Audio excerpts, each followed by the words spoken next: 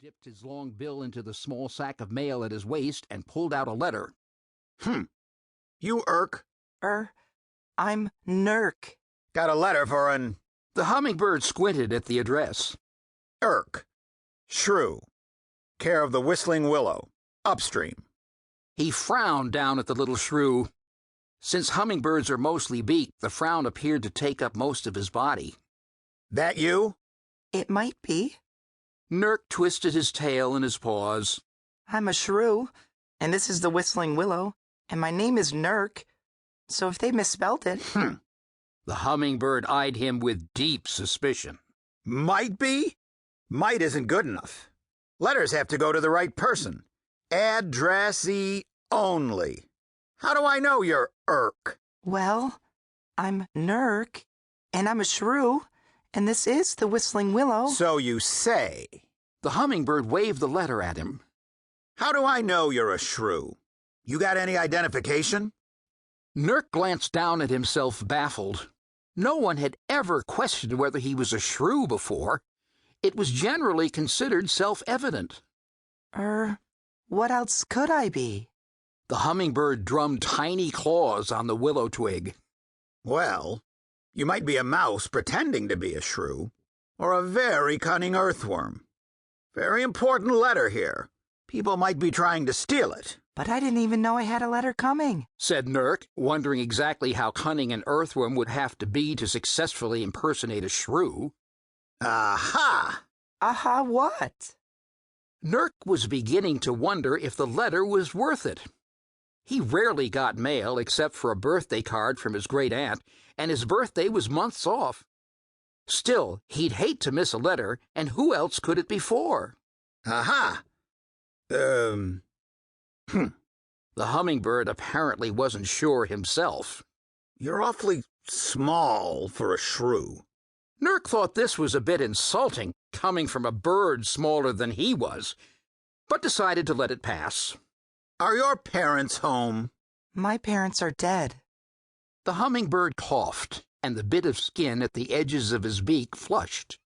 Didn't know, sorry for your loss, he muttered rapidly. It's okay, said Nurk. It had been several seasons since his parents were eaten by an owl, and he was beyond having to blink back tears when he thought about them. But can I please have my letter? The hummingbird glared at him some more. Do you swear you're Urk? Actually, I'm Nurk. Yes, I swear. Nurk had no desire to go around the conversation another time. Okay. The hummingbird held out the letter. Nurk reached up for it, standing on the tips of his pink toes, but the hummingbird held it up out of reach. Now you do realize that if you aren't Urk, and you open a letter intended for someone else, you've committed theft and mail fraud and misrepresentation and swindling a public employee and using a false name and maybe even treason? Goodness, said Nurk, who hadn't realized that at all. Right then. The hummingbird dropped the letter into Nurk's paws and buzzed into the air. He hung suspended above the shrew's head, wings whirring. Enjoy your letter, Mr. Urk. It's Nurk, the shrew began, but the hummingbird was already flitting away, the afternoon light flickering on his jewel-toned feathers. Nurk sighed and turned his attention back to the letter. The name on the envelope was badly smudged, as if it had gotten soaked in the rain. The only part that was clearly legible did indeed say, Urk. Well, really, he said to himself, sitting down on his front step. Who else could it be for? He pried the flap up with a claw and pulled out the message inside.